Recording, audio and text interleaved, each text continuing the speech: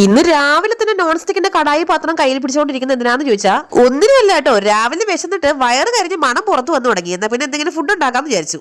അങ്ങനെ പാത്രമൊക്കെ അടുപ്പത്ത് വെച്ച് ഈ കിണ്ടിപ്പറക്കി കൂടുന്നത് എന്താന്ന് വെച്ചാല് നമ്മുടെ സാൾട്ട് മാംഗോ ട്രീ ആണ് കേട്ടോ. പച്ച മലയാളത്തിൽ പറഞ്ഞ ഉപ്പുമാവ്. അതാണ് എന്റെ വീട്ടിലെ എല്ലാവർക്കും ഒരുപോലെ ഇഷ്ടമേ അല്ലാത്ത സാധനമാണ് ഉപ്പുമാവ്. പുറത്തേക്കൊന്നും പോകാൻ വേണ്ടിട്ട് കണ്ണിൽ ഐലൈനർ എഴുതിയത് മാത്രമേ എനിക്ക് ഓർമ്മയുള്ളൂ. കണ്ണിക്കറി കുത്തിട്ട് ഇപ്പൊ കൃഷ്ണമണി എല്ലാം വെളി വന്നാനെ. നമ്മുടെ ഗീവവേക്ക് വേണ്ടിയിട്ടുള്ള കുറച്ച് സാധനങ്ങളോട് മേടിക്കണ്ട. അത് മേടിക്കാൻ വേണ്ടി പോവാണേ.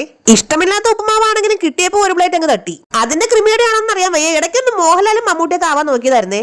ഈ പൊരിവയലത്ത് നടന്ന് ഞാൻ അങ്ങനത്തെ മിക്കവാറും മോഹൻലാലും മമ്മൂട്ടി എല്ലാം മാറിയിട്ട് പൊരിഞ്ഞ പപ്പടം പോലെ ആവാൻ ചാൻസ് ഉണ്ടേ. മോഹൻലാലിനെ പോലെ ചരിഞ്ഞു നടക്കുന്ന ആ വണ്ടി ഇപ്പൊ താഴെ തോട്ടിപ്പോയാനെ. ഇത് കണ്ടിട്ട് എനിക്ക് തോന്നിയത് ഒരുമാതിരി കുതിരയ്ക്ക് കോച്ചുവാദം വന്ന കണക്കാണ് കേട്ടോ. എന്നാ പിന്നെ ബാഹുബലി ആവാന്നും പറഞ്ഞ് കൊട എടുത്ത് വാള് പോലെ വീശുന്നുണ്ടേ. ഈ കൊടയും കാത്ത് എന്റെ വീട്ടില് കാലകേന്റെ പെങ്ങളിരിപ്പുണ്ടെന്ന് ഈ ബാഹുബലിയെ ഞാൻ എങ്ങനെ പറഞ്ഞ് മനസ്സിലാക്കുമെന്തോ. വീട്ടിൽ നിന്ന് ഇറങ്ങിയപ്പോ 2 ഇഞ്ച് കനത്തില് പുട്ടി കിട്ടോണ്ട് ഇറങ്ങിയതാണ് ഞാൻ. വെയിലടിച്ച് വേർത്തിട്ട് പൈസ കൊടുത്ത് മേടിച്ച പുട്ടിയല്ല ഏത് വഴിക്ക് ഒഴുകി പോയെന്ന് തമ്പുരാൻ അറിയാം. ഗീവവേക്കുള്ള സാധനങ്ങൾ മേടിക്കാൻ വേണ്ടിട്ട് ഞാനും മോനും കൂടെ ഒരു 10-20 ഷോപ്പുകളിൽ കയറി ഇറങ്ങിയിട്ടാ. അങ്ങനെ നടന്ന് അവസാനം ഒരു അടിപൊളി ഷോപ്പിലെത്തിയേ. അവിടെ ചെന്നപ്പോ ഫാമിലി കപ്പിൾസും ബീച്ച് കപ്പിൾസും എന്ന് വേണ്ട സകലമായ സാധനങ്ങളും ഇരിപ്പുണ്ടേ. ഇടയ്ക്ക് ഞാനും മോനും ഒന്ന് ന്യൂയോർക്കിലും പാരീസിലൊക്കെ പോയിരുന്നു കേട്ടോ.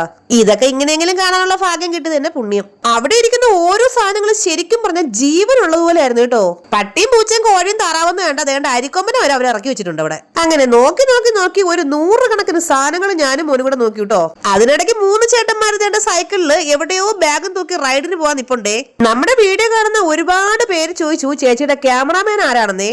ഈ സൈക്കിളും കയ്യിൽ പിടിച്ചോണ്ട് നിൽക്കുന്ന ആളാണ് എന്റെ ക്യാമറാമാന്. അതിനുള്ള അഹങ്കാരം അവനില്ലെങ്കിലും ഇടയ്ക്കിടയ്ക്ക് തേണ്ട എനിക്ക് ഇതുപോലെ പണി തരാറുണ്ടേ.